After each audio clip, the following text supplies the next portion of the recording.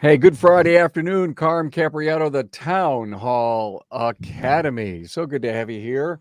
You know, I've always said this for such a long time. It's the service aftermarket's best kept secret to personal networking. So glad to have you here. Join us for a Friday afternoon here on the East Coast. We're here to talk about helping our people with their financial concerns, be it maybe they're living paycheck to paycheck, but excited, super excited to have my team here with me. Let me introduce my panel. John Gustafson is here. Gustafson Brothers, Huntington Beach, California. Hey, John. Howdy. Yeah, how you doing, man? And Frank Scandura, Frank's European, Las Vegas, Nevada. Greetings, Um, humans. you with hanging out with White Deb. I've been there. Frank's been so kind to allow us to do a shop tour and some shows right from his place. He's also a coach for Transformers. Good to have you here, Frank. Thank you, sir. Glad to be here. Russell Crosby, Russ's Ranch, Clinton, New Jersey. How's the snow over there, buddy? Oh, we're loving it. We're loving it. We've got ice today, but we've had our fair share of snow here the last couple weeks. Well, I don't want to brag or anything, but it's been snowing here for like 24 hours in the Buff. But look at this. We had a great December and a very good first 2 weeks of January, and so finally winter arrived, and it'll be gone in 6 weeks, as I think the groundhog said. Hey, we're coming to you live from the Remarkable Results Radio podcast studio. Have so much fun doing this and being with you guys every Friday, and of course we repurpose this as a podcast next Thursday. If you're with us on social media, check in with your city, say hi, give us a like, a comment, and or a share. It's always something we love to do. Hey, I'd like to give some great homage to our great sponsors. When was the last time you ordered something online? A burger from Grubhub, maybe your groceries from Amazon? Well, how about things that are really high tech, like auto repair? Shopware's online interactive repair orders lets your customers do just that. Check it out for yourself on the web at getshopware.com. And hey, what's one thing that top auto shops like Urban Auto Care have that sets them apart from the rest? Well, hundreds of five-star reviews from Google reviews. Literally, you could have this going on with yourself too. Getbroadly.com/chat. Hey, if you're watching on YouTube, please subscribe, give the video a thumbs up, and thanks. Hey, everybody, next Friday, the leap from employment to owners. Two of my guests are in that position. One is about ready to buy, and the other one wants to buy. And of course, Bob Ward, who is a great business putter together, the perpetual business guy. Bob Ward's going to be with us to help us with that panel. So, next week's Town Hall Academy, Mark and Summer Guerrero. And Tracy's already done the tour. She says it's a really cool shop. Can't wait to see it. And we're going to have a great discussion with both Summer and Mark. Hey, guys, here's what I want to learn from today's session myself on how we can help our people with finances. How can we help them learn to be better savers? How can we help them reduce debt? I mean, listen, this is not only for our people, but there's some great disciplines for us as shop owners too. Stop living paycheck to paycheck, which is something that's almost like a sport. And we need to stop that because there's so much stress on the family, and even individuals. And what roles do we play in helping our people? Hey, Russ, I want to go to you first. I know you have a great culture in your business, and I believe that great culture helps shape and form the ability to be able to talk to your people transparently about finances. Oh yeah, absolutely. I mean, if you don't have that culture prior to trying to talk about finances, something that's so personal, right? Like, it's really hard to open up those doors for that conversation. So, I think the first thing is really ensuring that you have that culture and that your team feels comfortable talking to you about something so private. And typically, when they have to have that conversation, it's normally not a good situation that they're in. So, um, you want to make sure that they feel, very confident and comfortable, and know that you're not going to leak that information to other people. You're a confidant to them. So I think, it really starts with culture in your business, and it opens the doors for them to be able to talk to you about these things. Well, he just said a huge thing, guys, and I think it's something we have to think about deeply. Once you get someone to share that, I mean, it's confidential. I mean, truly. I mean, and I think that's something. I mean, Rusty, did you have to? I mean, Frank, John. I mean, do you have to say, listen? I know I can't cross that line, and if not, no one would ever trust me again. I mean, for someone to talk to you about something so personal as their finances, I think it goes without saying, if for some reason I had a conversation with another person in the shop, or even someone outside of the shop, and it got back to that team member of ours, they're gonna lose confidence in you, and that's gonna spread like wildfire in the shop. So I think that, really knowing the value of that conversation, and then protecting it, and just making sure that person feels confident in talking to you. Because look, when you're talking about finances, it's not a one time conversation. That's a conversation that has to last a long time. So you have to cherish that, and you have to kind of coddle it like a baby, a newborn, right? You have to keep it going, and you've got to protect it and make sure that that they want to continue to come back to you. And also, we hit hiccups in the road too when we're going down a path of trying to become financially free, right? So I think, when you hit those hiccups, you want them to feel comfortable coming and talking to you too when they made a mistake or something happened. Later in the show, I know Russ is going to talk about some very important stuff that he's doing with Dave Ramsey. Both, I know, Frank, you've participated in it. And John, I'm not 100% sure about you, but this is an episode that I think could be transformative. I know it'll be transformative inside of your business and for you as a leader. Frank, maturity, we have to sometimes grow up and learn how to deal with money. And that's the problem, because we're not taught at a young age, right? And for those who do really want to make an impact, Dave Ramsey does offer a high school curriculum that you can get involved in. And because we're not taught, and most parents don't talk about their finances with their kids. Mom, I want this. No, you can't have it. Instead of saying, okay, if you want that, this is how we budget for it. This is how we save for it. And this is how we get it. When I got divorced in, I don't know, 700 or 800 years ago, I tried to set my kids up with 4 jars. And it was like every dollar that came in, 25% went in each jar.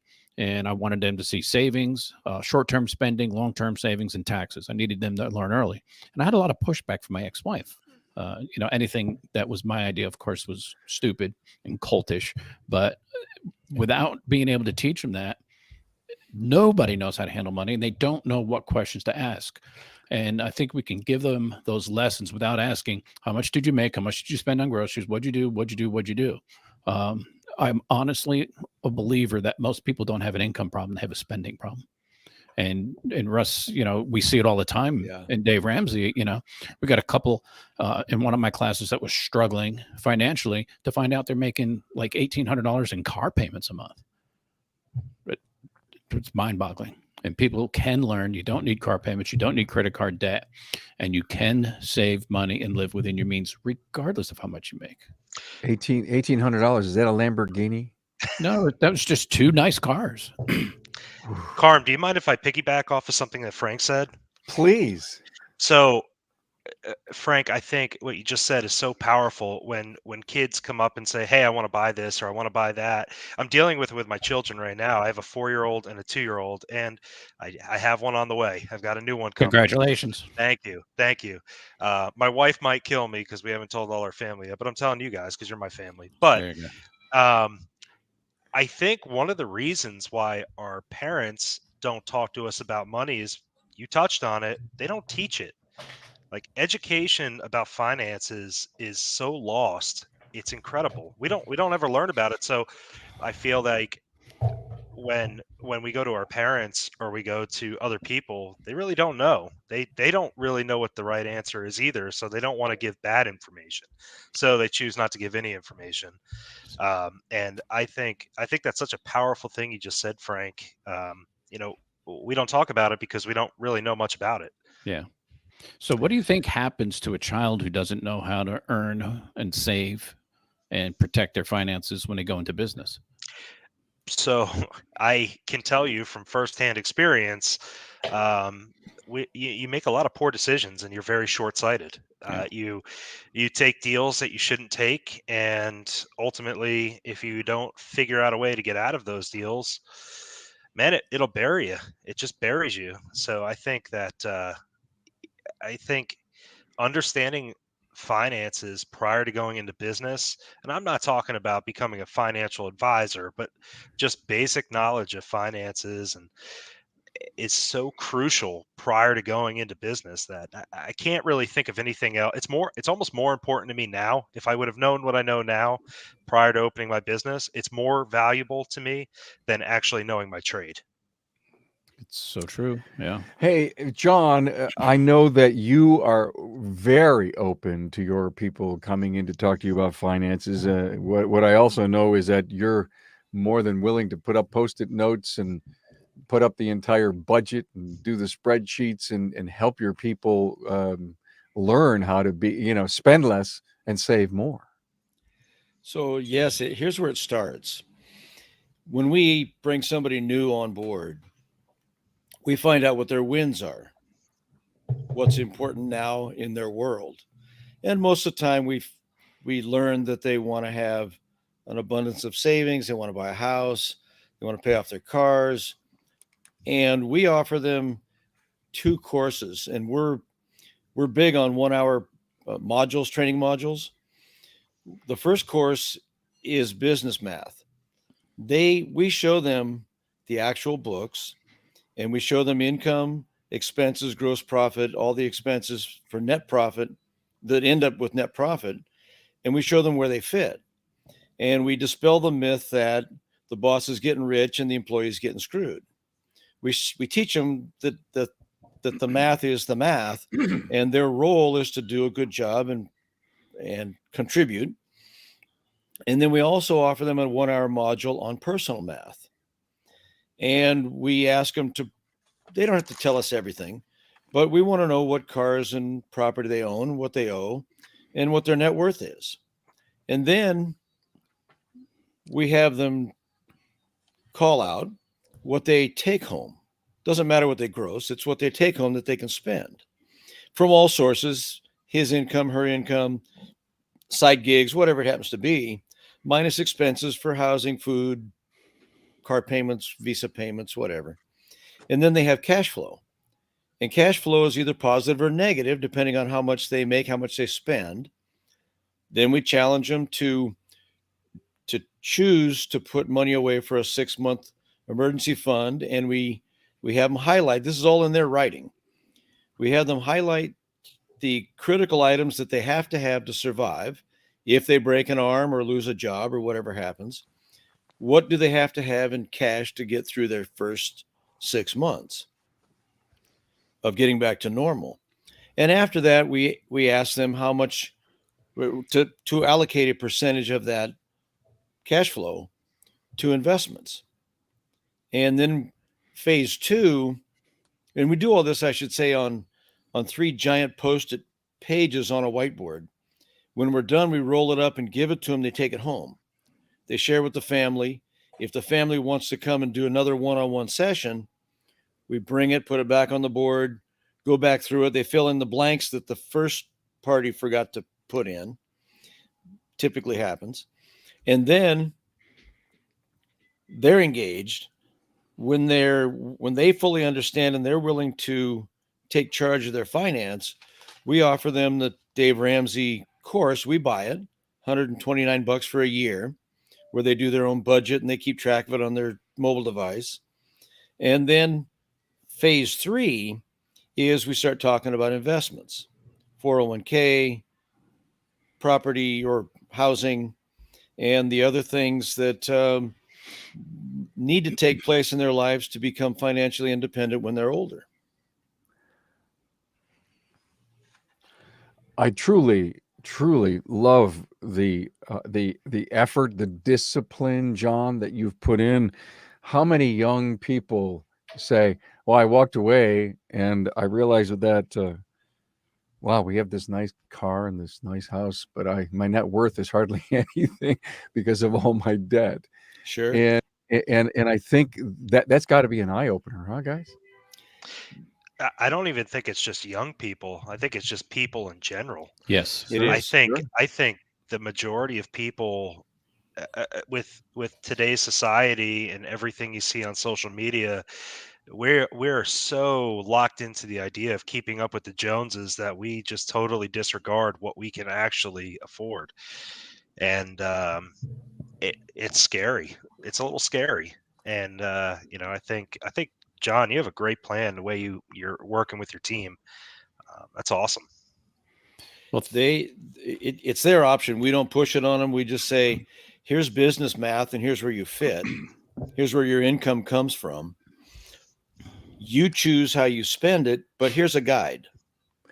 Yeah, Russ, I want to back up you and John. We did this podcast, Town Hall Academy, a while back called "Where the Money Goes" with Patrick McHugh, and we actually have the slides up that you can download and get an idea of how it works. It's the business math. It's exactly right. How else can you introduce personal financial math savings if you don't say selfishly, I don't want to show you how this business runs, and to your point, John, that the owner, every time we do $1,000 job, it doesn't go in the owner's pocket. I mean, it's got to go somewhere, and here's where it goes. Would you like to learn a little bit about how that works at home? I love that. Well, we talk Yeah. about finances often with our team. We have weekly team meetings, and if you guys aren't meeting weekly with your teams, you're really missing out on an opportunity to be connected to everybody. And it comes up from time to time. And when we do the class again, I always invite everybody. If you want to sign up for the class, here's the information. I tell my team, I tried buying it for them, and there was very little engagement. So I've decided that I want them to purchase the program, go through the class with me. And if you don't think it was worth $129, I will personally refund your money. And I've yet to have anybody ask me for a refund. You're pulling So- a Tony Robbins I there. I was not aware of that.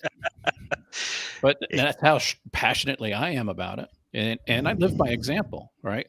And when we first got started in business, oh yeah, I'm going to lease the equipment. I'm going to do this. And oh, look, we're going to, get this loan for this. And we're going to get this loan for that. And the next thing you know, you get a little bit slow.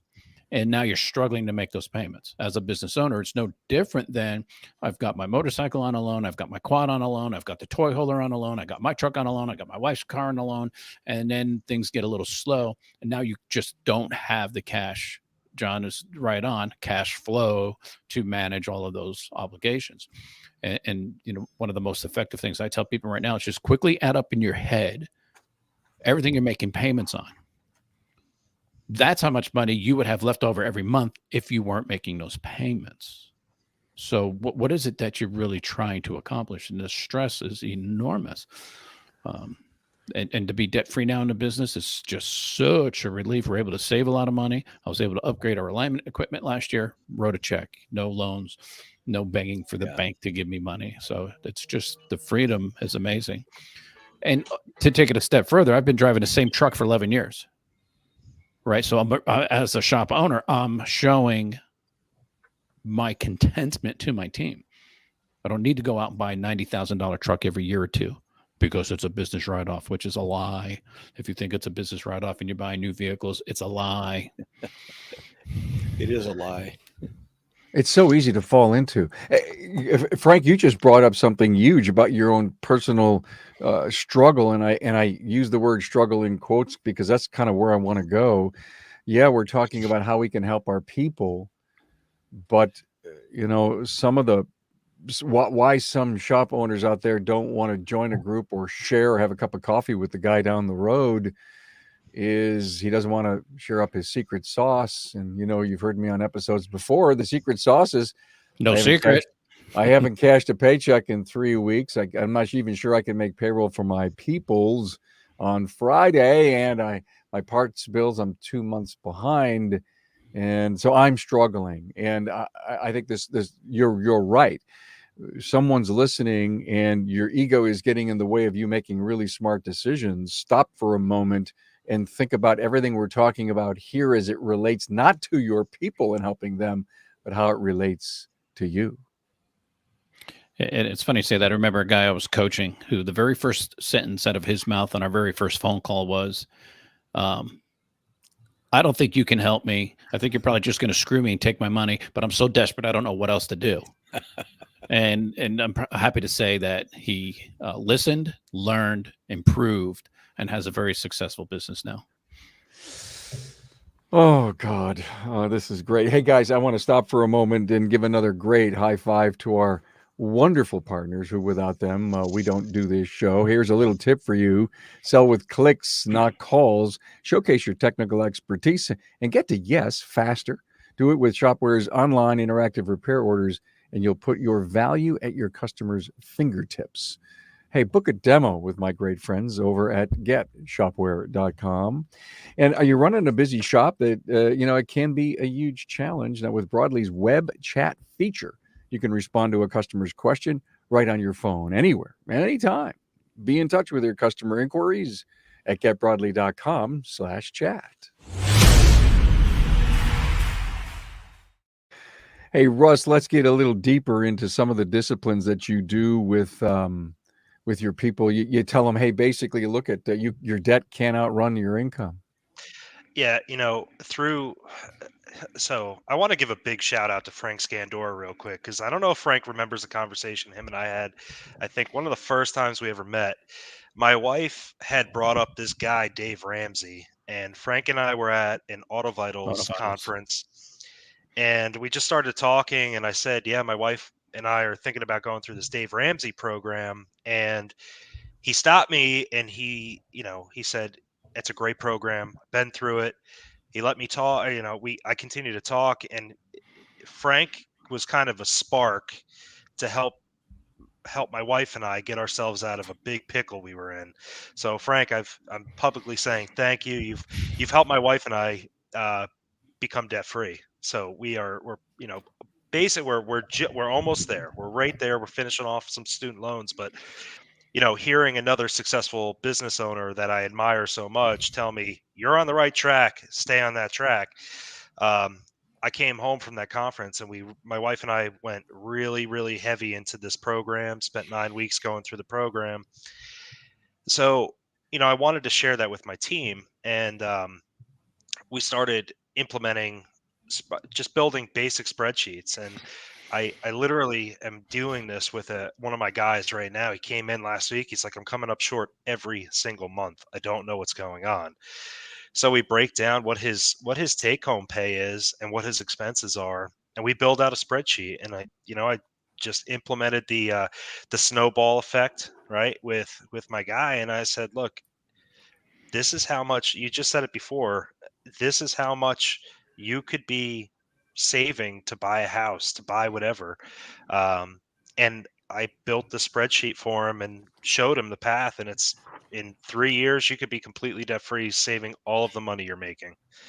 And the reason why I say you can't outrun debt with a higher income is because until you're trained to understand how your income works, you're just going to go out and buy something else. You've got a couple bucks in your pocket, you're going to go buy something else.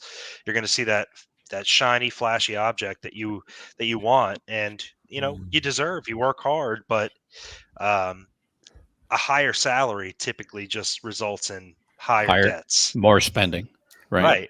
And you can't outrun your debts with a higher salary. It just doesn't work. You can't outrun social media. That's what you can't outrun. I mean, there's the oh my God, look at that. Says my friends over there, they just bought a new this, or they have this, and look at their new house and everything. And I haven't posted that I bought anything new in a while. Maybe we have to. And I know that sounds crazy, but it's probably a factor. After Mm. that Auto Vitals conference and Frank and I spoke, I came back and I immediately started selling anything that I had a term loan on. So my wife's car, we sold that. I sold my car that I had a lease on, or that I had a payment on. And you know what? I I'm in the industry to take something that is I could take a piece of a vehicle and make it pretty cool, right? So now I'm driving a 2000 Ford Excursion diesel that I picked up for $1,500, and it's like the coolest thing in the world to most people because they're like, I haven't seen one of these in forever, and I'm much happier knowing that I don't have to stress on myself, right? I could sleep at night now, and the stress isn't on my business because where's the first place that I'm going to try and rob to cover that payment? I'm going to try and rob my business, and just unloading this stuff. And I think that as a business owner, it's my responsibility to show my team that I'm not just talking about this. Like these guys at first thought I was crazy for selling off all this. I had family members calling me and being like, "Are you and your wife okay? Like, are you guys what's happening?" And I'm like, "Listen, we just have a bunch of stuff and I'm tired of making payments on it. I'd rather be sitting on that cash, like Frank said. So not only did he was able to write a check for that alignment rack, but I'm sure negotiating the price, that I was did. you I did. controlled that Yeah. conversation, right? Because you don't have to finance it. So um And I it, did get a good deal. right. I mean, that's just what happens. And surrounding yourself with people that have that like mind mentality, they'll all tell you, successful people will tell you, when you have cash, you're sitting on cash, you have better buying opportunities. So it really it behooves you to teach your team that too, because eventually one day we're going to want to sell, and I really want my team to be able to buy the business. So why not instill that in them now? So we're kind of creating our succession plan for the future. Good for Well, you. that's a hell of an interesting thought, huh, John? Yes, it is. Because John's near his point in life in his business that he would love to move on. We've actually done all of you have contributed so wonderfully to the podcast. John and I and Bob Ward did a great episode on that succession plan, and we promised to do a follow up one day when John is ready and willing. John, let's go back to this, these great sessions that you've had with the post-it notes and all of the sessions that you've had.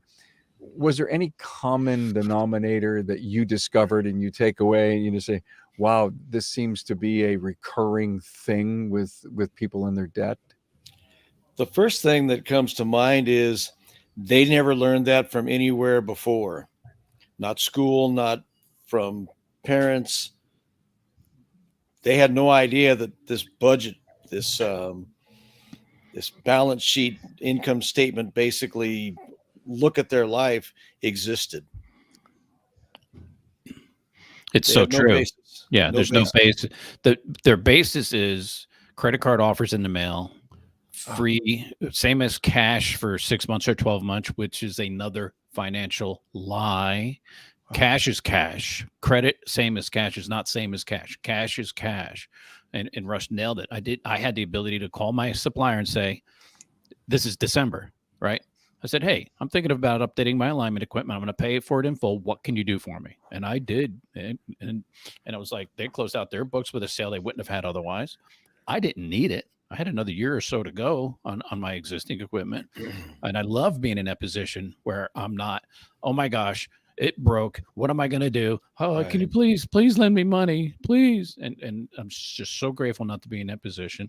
And I'm going to apologize to my wife. And I know she's listening because in the beginning, there was an enormous amount of stress on her to pay the bills. It really was. And we paid off the checkbook balance in the beginning. And that's not the way to run a business, right? So fortunately, we've gotten things turned around. There's no more debt. There's no more reason to be stretched out thin like that anymore. We had an opportunity to buy a vehicle to our loaner car fleet. Boom, here's a check. Another vehicle came across our desk. We thought would be a good car for an additional loaner car. Needed an engine. Boom, here we go. Let's just get this done and get it handled. The freedom is enormous. And even personally, right? I've got the itch to get a new vehicle. I'm ready to trade in one of our cars or sell them or whatever.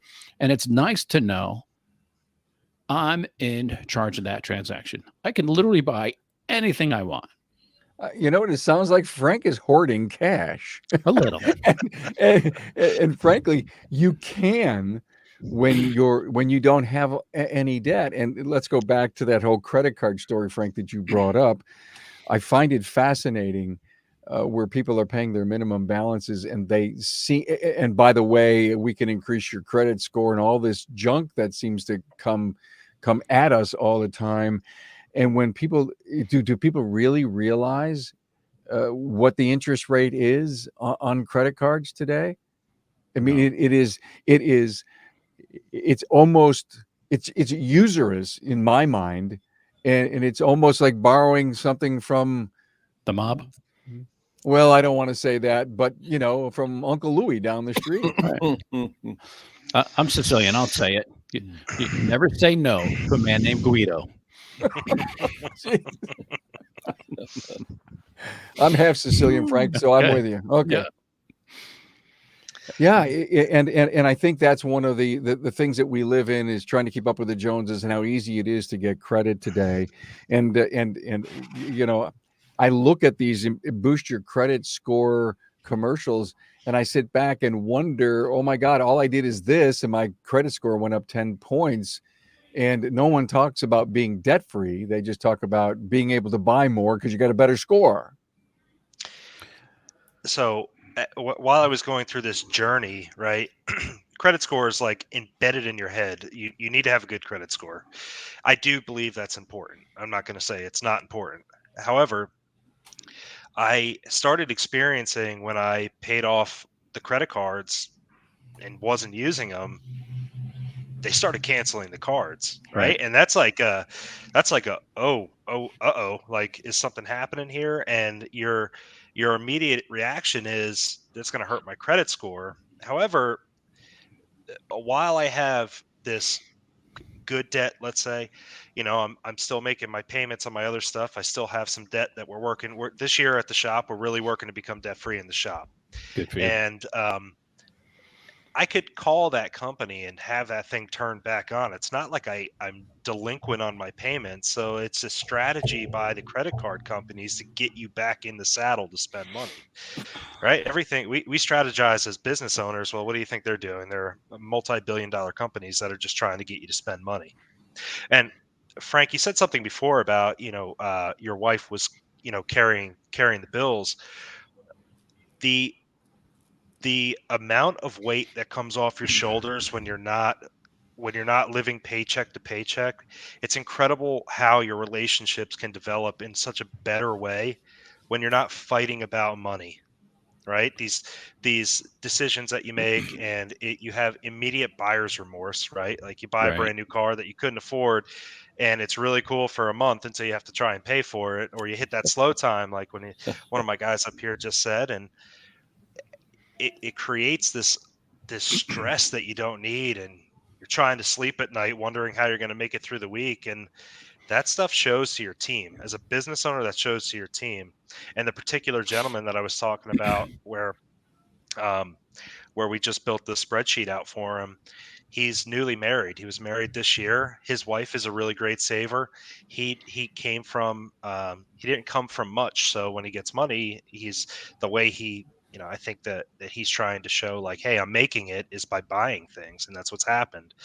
But I love them so much as people. I don't want to see them start to have marital issues because of money. So it's super important to jump on this immediately and come up with a solution. And we did. And I can't tell you, like, the excitement in his face when I said, you could do this, here's how you could do it. You just got to stay focused. There's an important stat for that I'd really like to share. Statistically, people are twice as likely to get divorced if they have $10,000 in debt and zero savings than they are if they have $10,000 in savings and zero debt, because that money is an enormous stressor. Carm, I put on my little list of things to talk about. Women have a gland on the side of their ribs that cramps when there's money trouble. It causes them to go crazy. It causes them to complain. It causes them to just constantly nag and nag and nag and nag and nag. And they may never bring up the fact that we're broke, we have no money, we're not saving. Okay. It's just the And gland is reacting. the gland is cramped and it like, okay. And Yeah. it changed our lives to have, and when I met Deb, I was debt free. Right. And she had, I don't know, a car payment, a couple little things, not a lot, very little. And I said, well, before we get married, let me kind of take a look. And she was like, really? You're going to look at my stuff? And I looked at it and I says, oh, that's nothing. We'll knock that out in no time. And she couldn't fathom not having car payments. She couldn't fathom not having a credit card balance that's kind of floating around. But it's real. It's very, very real. You can have money in the bank. You don't need car payments. You don't need credit card debt. You can have a very peaceful, fulfilling life. Wow, I didn't know that women have debt glands. Wow. It's not debt. It's not a debt. It's a security gland. Security and gland. Security's in jeopardy. It cramps up and it All kind right, of yeah. causes stress. Yeah, and it could. Yeah, I see what you mean by clamping up. I get that part. Okay, let's give another high five. Come back and do segment C. Hey, do you remember the '90s? Your shop management system does printing paper, shuffling clipboards, even leaving voicemails. Well, grab a paper clip while you're at it and pull some trouble codes. The check engine lights flashing and your profits are running lean because that's the old way of doing things. Get into the new way on the web. Talk to my friends at getshopware.com. Hey, lots of companies say they can help your shop get more reviews, but what do they really, really offer? Broadly is the only platform that partners with Google for reviews and messaging in the auto space. On the web at getbroadly.com/chat.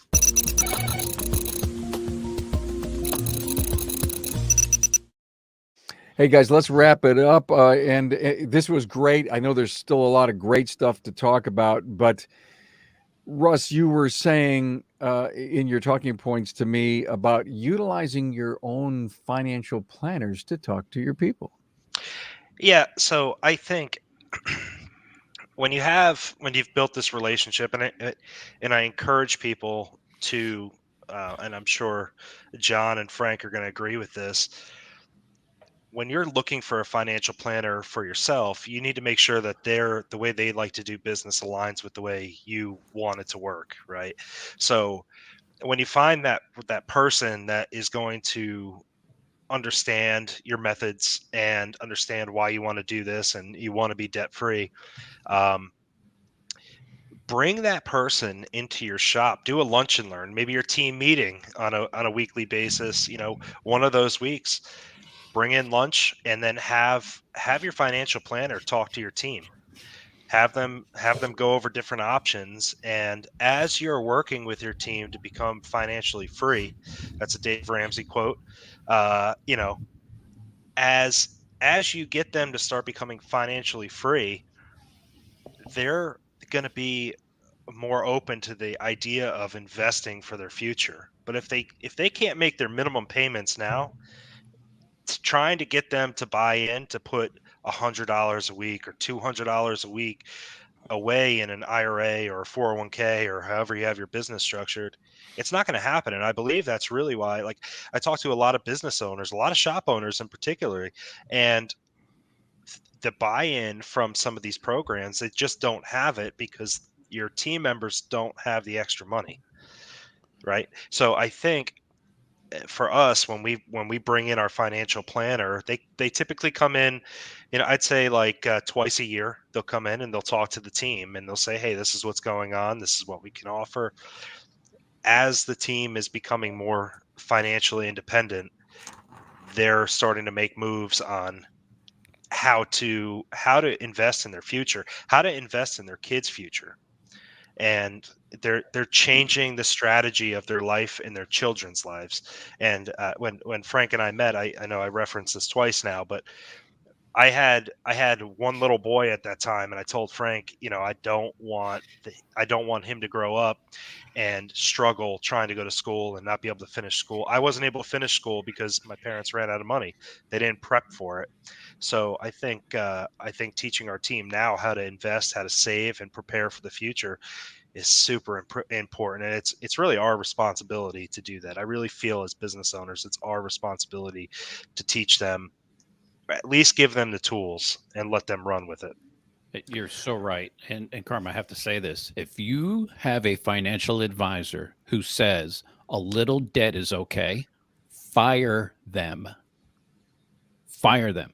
The guy that we work with who does come to talk to my team and who comes when they're eligible for the 401k to start, comes and makes an appointment, sits down with them one-on-one, is a Dave Ramsey endorsed provider. So I know he's got the same principles. Be debt free, then invest 15% of your money while you're paying off your house.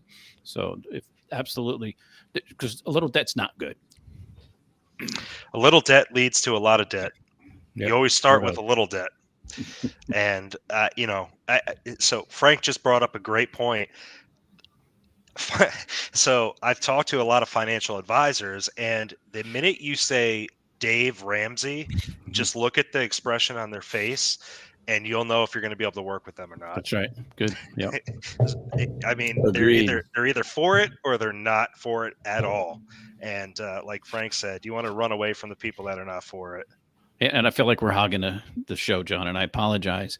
But even mortgage debt is not a good tax plan, because you're telling me that I should give the bank $10,000 a year in mortgage interest to avoid giving the government $2,000 in taxes. I have a better idea. I'll give the government $2,000 and keep $8,000.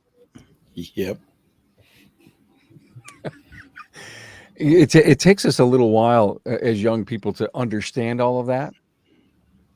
It's a shame that we have to get into a chokehold with debt to try to climb out and listen to it. The reason we're doing this show is that I believe there's a ton of shop owners that can benefit from this discussion, because each of you said, listen, if we don't do this right, how could we ever show and teach our people? And also to be burdened with debt as a shop owner, and that adds to the struggle of not being able to hire great people and being a better marketer, constantly going to training and paying for training. You just don't want that level of debt on you. And I think the top operators of our industry are realizing and recognizing that. And I think this episode goes a long way to not only work with our people, but to work with ourselves. John, the whole 6-month reserve, when you talk to your people about that, do they look at you like you're weird? I explain it to them that if they break a bone or lose their job or they get sick of some kind, they need to survive for at least 6 months to get back on their feet. And I just make it common sense. John, can I ask you a question? Sure. For the business owners out there, and Frank, jump in on this too, what do you guys feel is appropriate as a business owner for an emergency fund? That's a great question. And the same principles apply, but the risk is keeping a lot of money on hand at the business opens it up for sticky fingers in case there's a problem or we get sued or something. So I'm in favor of moving it over to a personal account and keeping a larger reserve should I need to invest back into the business in case of an emergency. Yeah, Frank's right. Yeah, go ahead, John. Yeah. So you're saying pull it out, put it in a personal account, hold on to it in the event that you need to reinvest into your company. Yeah. And I made my wife a promise early on, 2 promises I made her. One was you'll never have to hide from a customer. And the other was I promised never to intermingle our personal finances with our business finances. I do not buy 12 rolls of toilet paper to take 6 home. I do not buy, anything for the shop and split it up and it's like, I'm winning, because you're not winning when you do that. You're lying to yourself and you're lying to everybody else. We don't keep cash out of the business. We have a very high level of integrity. Everything gets reported and everything is on the up and up. I need clean books. If something were to happen to me and I get hit by a bus, she needs to know she's got something really tangible. I got to make a phone call and either get somebody in here to help me run this thing or dump it, but she needs a clean operation to be able to do that. So we have cash reserves here. We keep some money here, but I'm a big fan of swiping it out. Yeah. Sweeping it out. Look, we get taxed on it anyway, so we might as well keep it right. at home. Nathan, I want to say hello to you. He's been joining us each and every week from Scotland. Great to have you here. Guys, it looked like to me the best excuse in the entire world was the pandemic. You say the rainy day thing. And if it taught us anything, it is that we weren't prepared for business to go where it did go.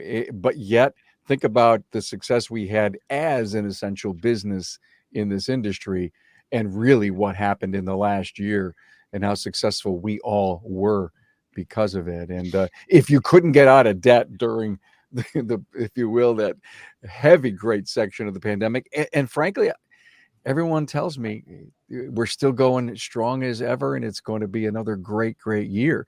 So maybe that's the message, guys, is use this great opportunity to run a better business, to get the right margins going, set the right labor rates, pay your great people so that they produce so well for your customers, minimize your comebacks. I mean, Frank, it can't be difficult right now as a coach to steer people in the right direction. It's not difficult for the ones with an open heart and an open mind, right? If you don't have an open heart and you don't have an open mind, you're not going to improve and get better. And if you're not working toward improving and getting better, there's a lot of shops that shut down during the pandemic. A lot of shops. And I think, it's just me and my two guys, and I've got this, and I'm the best, and I know what I'm doing, and you can't tell me what I need to do better. Where's he now? And I think they really felt it worse than everybody else. Yeah. We have lost a lot of shops and a lot of bays in the last year, and you're absolutely right.